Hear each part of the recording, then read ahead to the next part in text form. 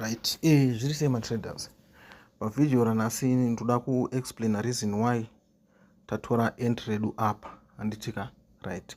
Saka chikunoitika ndechaunodewo so this strategy iri tikucombina third touch handitika ne liquidity handiti then ne trading psychology handitika right. Chinoitika ndechaunodai market kakawanda inorepeata masame patterns handiti, but painorepeata masame patterns ine nguva dzekuti inozongonochinja mbichana handitika right. Painochinja mbichana ndo panozofira vanhu vakawanda, saka ndo panenge pakunopinda psychology handitika nekunzwisisa maconcept like anana liquidity kuti anoita sei, anofamba sei handitika right. Ndikanimbokuratidzai setup iri ndorifarira singaite setup irori handitika kana ndisingatrade maweji nemaflag ndo setup randinge ndichitsvaga type yemasetup akaita sei akadai. Tikauya kunoku ku4 hour kunoku handiti kubottom kwetrend kunoku tichanoona kuti market yedu yaita sei, yaigadzira malo handiti nemahigh aya handitika, which means kuti pamba liquidity yekuzasi neyekudenga handitika right. Since tiri kubottom kwetrend handiti liquidity yakakuwara ndeye kunoku uku handiti maona manje right. Then tatazogadzira structure ishi handiti iripo iyi yatazotsvaga entry ishi right. Ngaitidzoke kumashure handitika tisati tataura zveentry timbotaura zvepsychology dziripo pastructure ishi yakagadzirwa apa ishi handiti right. Tichanoona isusu kuti zvinhu zvatikadzidzisana pathird touch strategy zvakashanda apa handitika. Ndakati inini kana ndichidrowa trend handitika todrowa kunoku handiti matachi ese akashanda kudenga nekuzasi. Tine touch 1 apa, touch 2 apa, touch 3 apa handitika.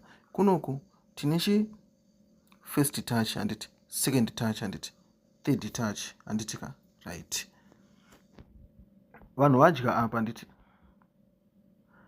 timu rebuy rikuziva kuti tiri kubottom kwetrend, machange of character aitika tapinda mubullish trend, vakuziva kuti buy yedu ita sei iri kudya. But because strategy rakatomboshanda apa handiti paarea apa psychology dzinenza affecta pakuti psychologically unenge wakungoti strategy iri pathird touch richauya riri clean handiti maona manje unenge usisina basa nezvakawanda right. Tobva tachienda kunoku handitika tikatasa tine pattern yedu yatanochigadzira apa handiti sorry yakagadzirwa apa handitika takagadzira iflag kai handiti retest bva itika panapa market yedu bva yashuta handitika right. Saka zvinozonoitika ndezvokunodai sorry market yedu handiti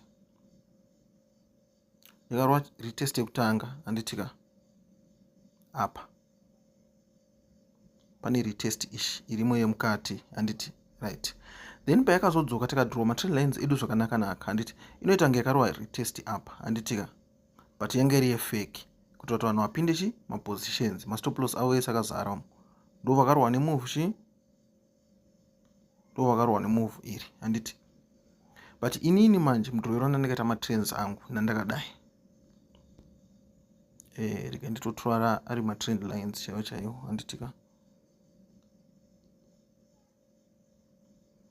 Trend rangu rekutanga ranga riri iri handiti ranga rakadai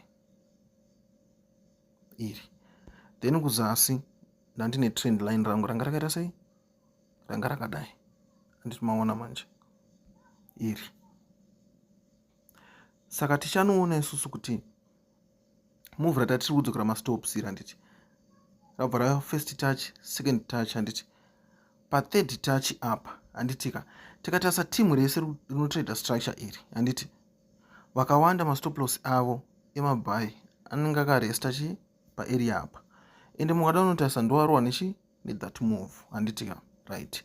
Move iri parinorwa mastop loss manje isusu tinozouya kutime frame diki handitika tobva taona structure iri kugadzirwa handiti maentry manyama anenge achifanirwa kuwanika papi patinodzoka retest yetrend line nekuti iri kuacta sesupport or resistance handitika right. But ini ndanonoka kupaona apa handiti ndazoona entry rangu rachi apa ndobva ndashandisa uskillful kuti ndite sei ndinombore handiti maona manje. Saka signal iri ndachida kurisenda mugroup but ndaona ndikati no ndakasenda mugroup ka tinenge takanda chifish rege timbokanda chirauro mazuva mazhinji mangwana tinoita sei tinokanda more signals but shuro yedu ndeye kubuilda ma-independent traders vanhu vanozotrada chi vega handiti maona manje. Saka makafollowa mavhidhiyo anenge nchikupa aya you will learn one or two things handitika kune watanga usangana nesu nhasi handiti kana manakirwa nemavhidhiyo atinoita eforex kana rinori unokwanisa kudzoka kumashure muona mamwe atikaita kana zvandiri kutaurawo zvikumeka sense handitika modzvanya subscribe button molike mokomenta moshare handitika right. Kune vagara vakasubscribe thank you nekuita sei nekusubscribe handitika you know the drill munolikeawo mokomenta vanodawo kushare woita sei woshare. Kune vanyowani kuforex vatanga kusvika nhasi handitika nevatanga kusvika nhasi vanoita forex vanoda kupinda muwhatsapp channel link rimo mudescription mouya chi kuwhatsapp channel.